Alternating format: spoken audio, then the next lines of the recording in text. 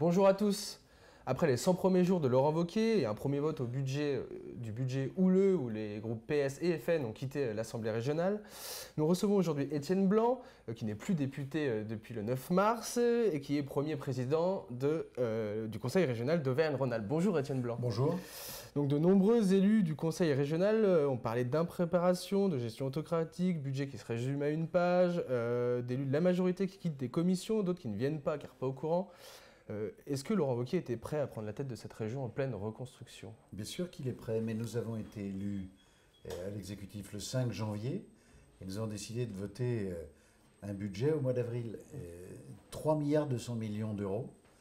Et il fallait faire ce budget en environ 2 mois, faire les arbitrages. Justement, c'est compliqué. Et puis ensuite monter. Donc c'est très compliqué. Et il se passe exactement la même chose dans toutes les régions françaises. Est-ce que le cap des 100 jours qu'avait fixé Laurent Wauquiez pour faire les grands chantiers de la région, est-ce que ce cap était tenable? Bien sûr. En 100 jours, on a fait une chose qui est déjà extrêmement importante. On a fait 75 millions d'euros d'économies. Ça veut dire qu'on a commencé à examiner toute une série de politiques, toute une série de dépenses. On a mis en œuvre le principe d'exemplarité dans le fonctionnement de la région. On a coupé des dépenses inutiles et on a commencé à remettre de l'ordre dans la maison. Mais on a travaillé 2 mois. C'est un peu court pour faire un examen exhaustif de 3,2 milliards. Justement, sur ces 75 millions d'économies, beaucoup de vos opposants, on va dire, disent que ce n'est pas tenable et que finalement ces 75 millions sont plus un effet d'annonce que véritable.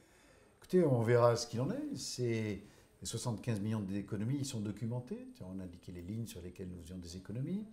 On a trouvé toute une série de dépenses qui étaient des dépenses inutiles dans le fonctionnement de la maison. Les voitures, par exemple. Et aujourd'hui, oui, on peut prendre les voitures, les cabinets conseils, les frais de taxi, les frais de bouche, etc. Il y a toute une série de dépenses qui étaient très visibles. Bon. Et puis après, il va y avoir un travail de fond. Et ça, on s'y attaque ces jours-ci. On va commencer à reprendre les politiques les unes après les autres. Nos coopérations avec les différents territoires de Rhône-Alpes, les politiques de formation que nous avons jugées inutiles, des travaux, etc. Sur ces 75 millions, est-ce qu'il va y avoir aussi des économies, on va dire, d'échelle grâce à la fusion des deux régions? Alors ça, c'est le grand sujet. La fusion d'Auvergne avec Rhône-Alpes, ça va coûter 100 millions aux Rhône-Alpins et aux Auvergnats.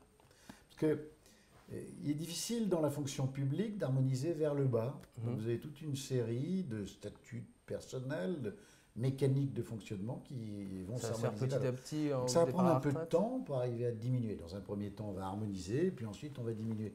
Mais voilà, moi je l'ai expliqué au Premier ministre Manuel Valls, ça coûte 100 millions et l'État ne nous donne pas un sou. Donc il va falloir trouver ces 100 millions d'euros d'économie. D'autres parlent aussi des subventions. Donc, il y a eu des subventions qui ont été mal comprises, 50 000 euros à l'Uni, doublement des subventions de Jazz à Vienne qui passent de 75 000 à 150 000 euros, 300 000 euros pour la mise en lumière du Puy-en-Velay.